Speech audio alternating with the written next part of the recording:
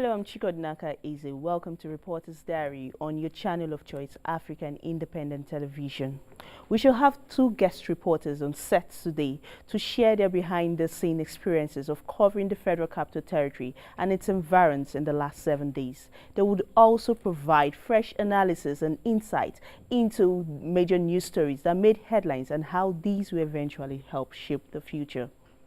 We shall meet those guest reporters right after this break. Please stay with us. It's every weekday of news from the grassroots. Stories others ignore, yet stories that are important to you. Saratu here tells me it's going to be difficult, but she has to be hopeful. We engage those who administer the Federal Capital Territory and capture development issues right in the center of the capital city. This is a CCTV camera on the Wuse Mabuchi Road that is not connected to the source of power. We are on the streets of the nation's capital, where the news breaks and a lot goes on. No place is worth rushing to that can replace the lives that are lost on this road. We also report from neighboring communities, sharing boundaries with the Federal Capital Territory. Standing right inside Capital Market, situated in Maraba. It's Abuja Reports on AIT, 6:30 p.m. local time, with the lead stories trending on our Facebook page and Twitter handle. Welcome back. I'm now being joined by two of my colleagues, Chukwebuka Ubudu and Nemeka Ihenacho. I must say it's very nice having you both on set today. Certainly nice to be back here once again. It's been an awesome week we had, and then I hope Ibuka has something to add to this. Of course, the outgone week was really interesting because we got to explore beyond the usual, and I think it will help shape what the activities for this week will certainly look like. So we're looking forward to a great week ahead. Yeah, we all look forward to the same too. The Federal Capital Territory, Abuja, joined the list of states in the Federation that were unable to pay all the entitlements of their workers. This led to a 2-day-old indefinite strike by staff of 5 of the 6 area councils in the territory over non-payment of 20% monetization arrears owed by the local government councils since 2013. The strike was only suspended following an agreement between the leadership of the Nigerian Union of Local Government Employees and the affected 5 area council chairmen after a solo attempt by the chairman of the Wari Area Council, Peter Yohana, to stop Nonge from proceeding on the industrial action failed. Activities in the 5 of the 6 area councils of the Federal Capital Territory were on Wednesday and Thursday grounded as workers embarked on an indefinite strike to compel the council authorities to pay outstanding arrears of monetization owed since 2013. The consensus is we are suspending the industrial action which we have taken beginning from yesterday, so we are suspending it immediately. One of the councils are complete payment. The other councils have commenced payment immediately because that was the focus of the agreement. At the Abuja Municipal Area Council, where payment of arrears has commenced, few workers were seen hanging around their offices. In the other area councils of Buari, Kuje, Gwagwalada and Abaji, which have remained under lock and key, payment is being expected with the new agreement reached with the union. This has been caused by economic meltdown of this nation, and we have taken it as a pains to make sure we forgone other payment and make this done, because we are meant to serve people. Witness that Buhari 2 signed the confirmation, being tomorrow, they will see their lacks. Kwali, which receives about the least allocation from the Federation account, is the only area council that has paid all outstanding monetization arrears since the first quarter of the year. What really could we say is actually led to the strike? Because it just came unawares and picked everybody and swept everyone off the feet. The truth is that a number of persons are not aware why the area councils had to go on a strike all of a sudden. Despite the fact that the strike has been called off, it is still clear that the area councils may be facing a very difficult time. I also like to point out here that the chairman of Buari Area Council made it explicitly clear that the reason why they've not been able to pay these monies is because of the financial state of the country. Councils. the financial state of the country, which of course, you know, it's has actually translated into what the area councils are actually facing.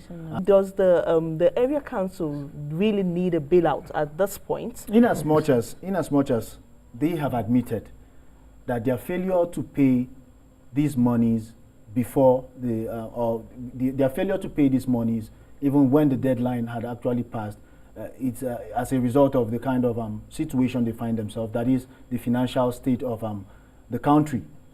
It's a clear indication that they may be in need of a bailout, especially now that we can actually see that in some of these area councils there are a couple of abandoned projects, and this is actually raising concerns. But we know that monthly some revenue allocations are actually distributed among these area councils. So what are the area councils using these allocations to do? We have not seen good roads. We have not seen, I mean, in those area councils, we have not seen good roads. We've not seen potable water supply. These are complaints of this set of persons who reside in those areas from time to time. It's also important. It's also important for the benefit of the FCT resident that we dole out some of the figures which are close to the area councils. Okay. I would like to say that for the outgone year, for last year, sorry, we had a very huge sum of monies allocated to these area councils from the federation account. For AMAC, which is the Abuja Municipal Area Council, they got as much as 3.5 billion naira, and that's for a whole year. No, from January to July. I think it's from January to July. They got as much as 3.5 billion naira. And the second is Buhari Area Council, which got as much as 2.4 billion naira. Gwagwalada got a total of 2.2 billion, while the list on the list of the area council, the area council who got the least allocation was Abaji Area Council. And but the concern is I'm trying to reconcile this huge sum of money. Yeah, the billions is just too much. Of course, I'm trying to reconcile it with the level of development at the area council level. Because if you take a look, even at the Buhari Area Council, where the union leaders met with the authorities of the affected area councils, you could see that even the road that is actually leading to the area council is in bad shape. And even when we took up the chairman on this issue, what he said was that it is the FCT administration's responsibility to fix the road. Fix the road, of course, in Buhari Area Council. Of course, and if you doesn't that sound? I'm sorry, I have to bring us back to the issue of bailout funds.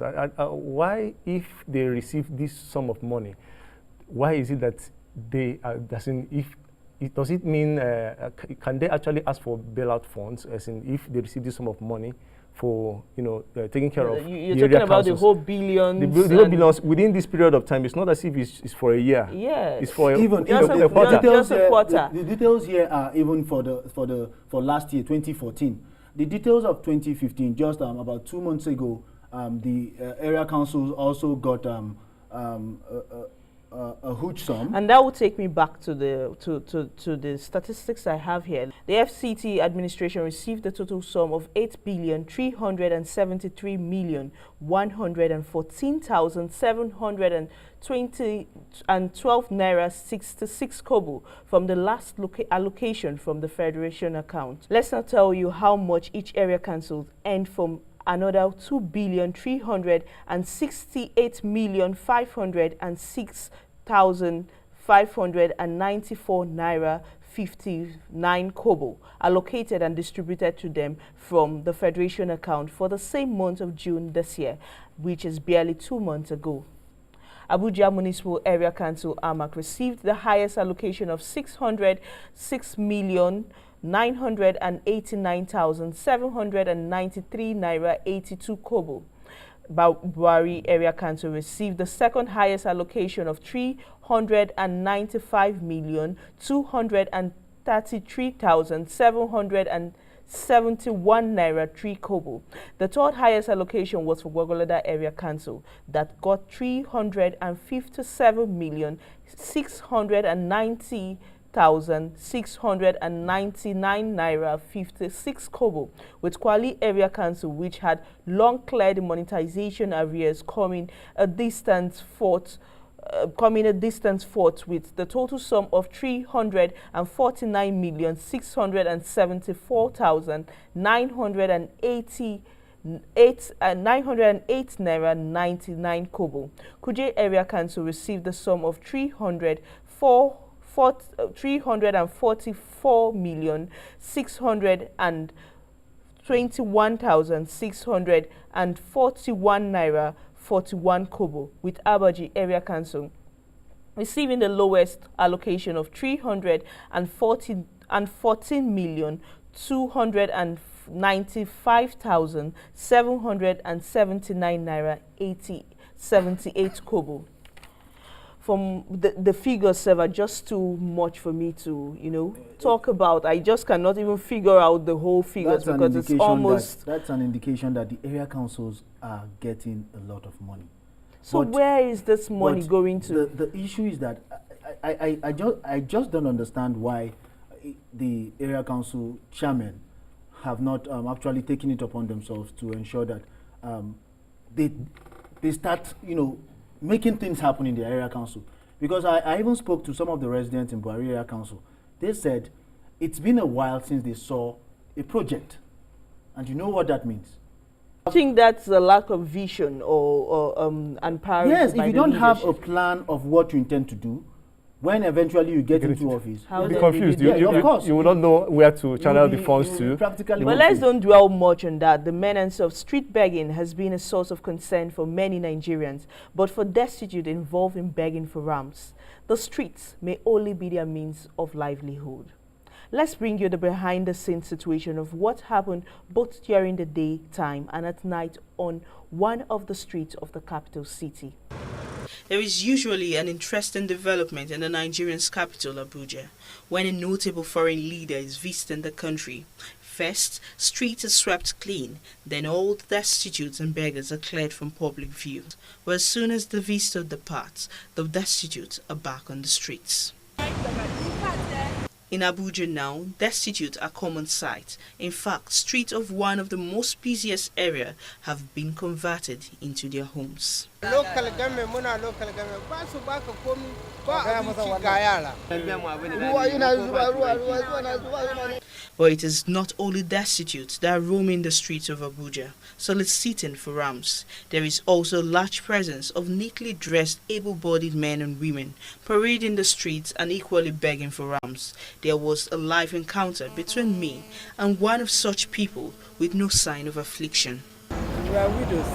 Now I get like 500. Go feed okay. No problem. We go manage and go now. Going to massacre. Investigations show that the current security challenges in the northeastern part of Nigeria has led to the influx of people into Abuja, some of whom have joined the ever-increasing army of beggars on the streets. It's about 9:15 p.m. in the capital city, Abuja, but on every dark street corners on this road are men and women seeking for assistance and begging for ramps. They are desperately in need of shelter in a city which has leaders. While destitutes are roaming the street of Abuja, some states, notably Kaduna State, have just outlawed begging, a feat that was achieved in Jigawa State 8 years ago. So that means they're suffering. So what are they doing in Abuja? In capital, the very capital of Nigeria.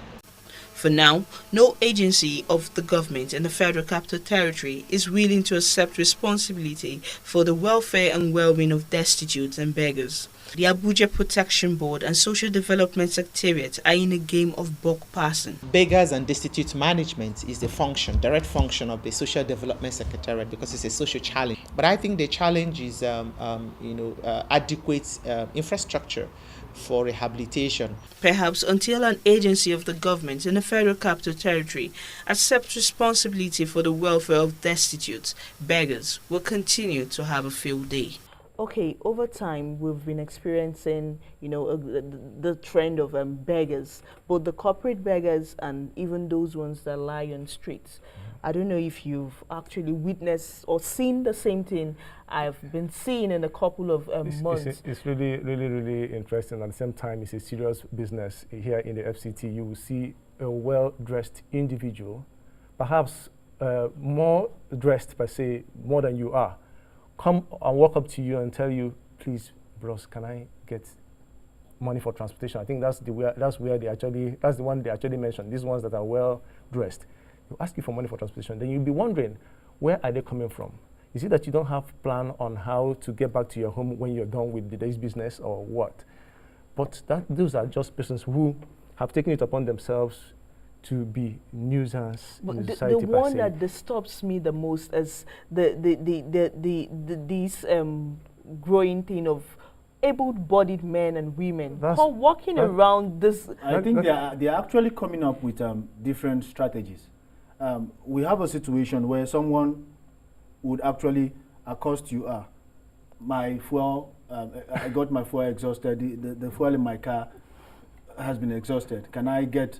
You begin to wonder. You that is walking on foot. And even funny enough, so many of them will tell you, okay, see, I'm a widow. I have this child to take care of. I don't have money to go home and things like that. It's a very creative venture. It's because it takes lots of creativity to actually come up with ideas that can appeal to human feelings. But before now, I thought the FCT actually has a rehabilitation center. So what is the center meant for? What's happening there? The last time I checked, the Karamajiji, located along the Umar Musa Yar'Adua Expressway, the state of the beggars in that location it's just unfortunate. When you say unfortunate, is it that this colony, the colony is actually filled up, or I don't just try and before you actually describe a place as a colony, where of course you have decided to make that location a rehabilitation center.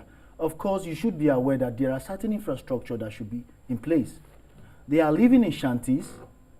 There are no social amenities available. They're not well taken care of. They're not well taken care of. They can even the kids that are around the area. You see them putting on one particular clothes for several weeks. I don't think it's a peculiar thing to FCT. Other capital cities of the world, I think they also have this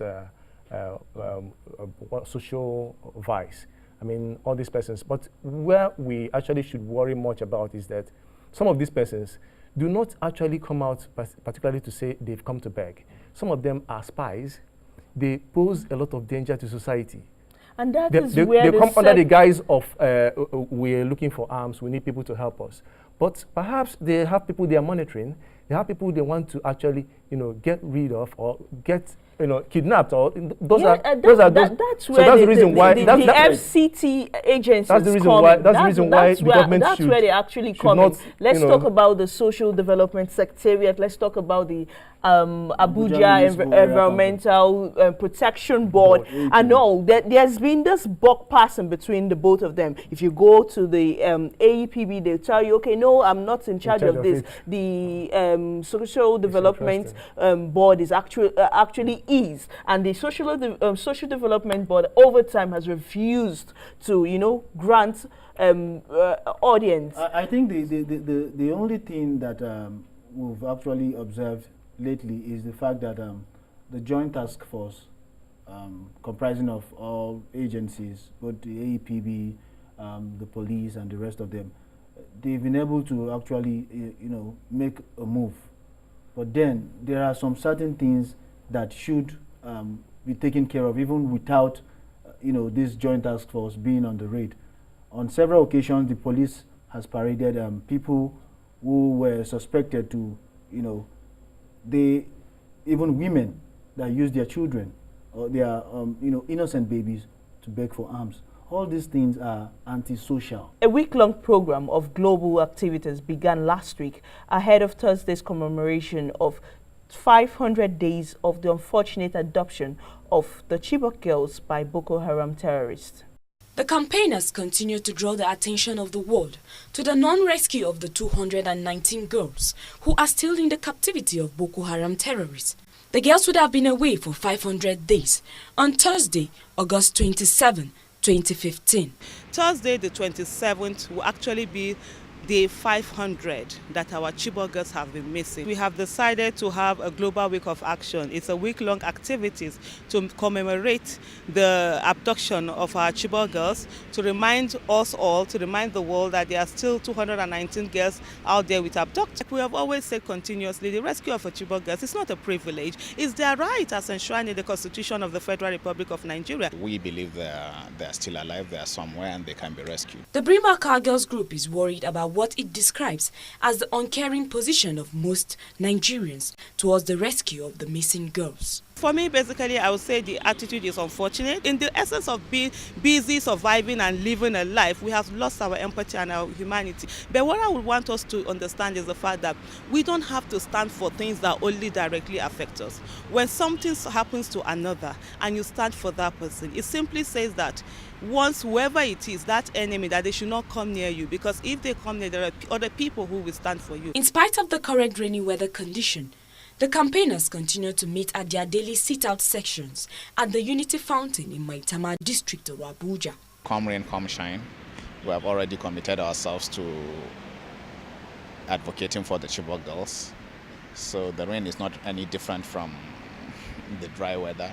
When it's raining and you're feeling the fact that it's raining, you think about 219 girls who do not have a choice and the kind of weather that they find themselves in. So by the time you think about that, you're ready to take whatever inconvenience it is that you're going to get for those few minutes. The campaigners say they will never give up on the girls until they are found and returned home safely to their parents. The United Nations Secretary General Ban Ki-moon, who will arrive Nigeria on Sunday for an official visit, will for the very first time personally meet with the members of the Bring Back Our Girls group this Monday in Abuja, the nation's capital. What are the expectations now, since it's actually the first time the first time Ban Ki-moon will be meeting, you know, face to face with members of the BBOG, that is the Bring Back Our Girls group? What are the key issues you think they will be discussing during this meeting? The visit of the UN Secretary General, it coincides with the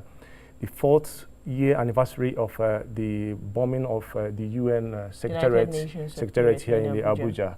So I think a lot of things will come into play in this visit. One important question I'm still wondering, or I'm still pondering over, is will the November 2015 deadline to end insurgency in Nigeria also be the same deadline for the Buhari administration to rescue back the missing Chibok girls? The president has directed that the service chiefs ensure that by November, insurgency will be a thing of the past here in Nigeria. But then, what are the challenges of actually getting back the Chibok girls? Let's not forget the fact that it's way more beyond, you know, something we can actually. Yeah, let's not forget the fact that so far the military have been able to rescue some persons we do not even know were there in the captivity of this set of insurgents. I mean, the Boko Haram sect. We never knew those persons were existing in those places, but they've been kind of rescued. And that's part of the reasons why some of us worry.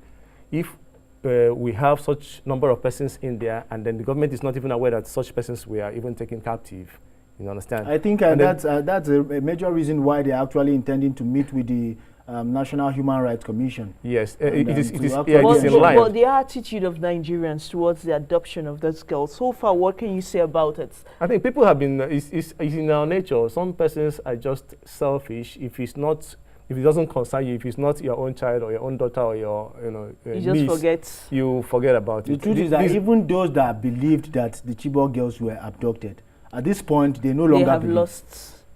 At this point, they think it's a fluke. It's really so that's the kind of situation we have found ourselves in. The kind of country we live in and the kind of people we have here in Nigeria. It's really unfortunate. But be that as it may, what should the Bring Back Our Girls group, what would be their message to Ban Ki-moon? I think their major message, I mean, the main message they should be passing across to the, Ban Ki-moon as the UN Secretary General is how to have the international community lend more support to the Nigerian military or to the Nigerian society as it is, to ensure that this set of girls are really rescued alive and on time. I think that would be the Do message. you support the motion, or do you have something else? I know that the president also will have a message. He will be asking for more international support, because you know that some of these countries, you know, outside Nigeria, they do not really believe in, you know, aiding other countries who are into this kind of problem, as in security-wise. But taking you back, what really should Buhari tell the the United Nations Secretary? What really should be his major message to him? I think President Buhari has actually made his intentions known to Nigerians. Okay. He intends to keep the country stable, and that is why he's actually making these moves to end insurgency. So it won't be out of place if we have him, you know, canvassing for more international support, especially now that he has actually given his service chiefs a deadline.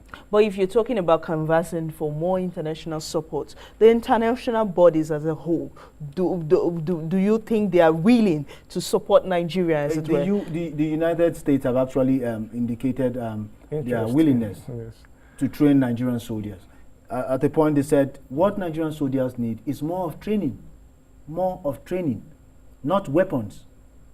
So you see, it's something that they have to actually find a way of, you know, fusing this, both the training, the support, and everything together, and see how they can put or find a lasting solution to the issues. Insurgency in Nigeria. Other news stories to look out for this week are the policy statement from President Muhammadu Buhari, and who is expected to continue his meeting and interactions with permanent secretaries and senior officials of various federal ministries and agencies. As expected, more new appointments would also be made by President within the week, as more public officers are also kicked out from the office. Well, that's where we wrap it up on this week's edition of Reporter's Diary. Don't forget that you can join our community on our Facebook page or Twitter handle, currently showing on your screen. For my colleague and I, thank you for staying with us.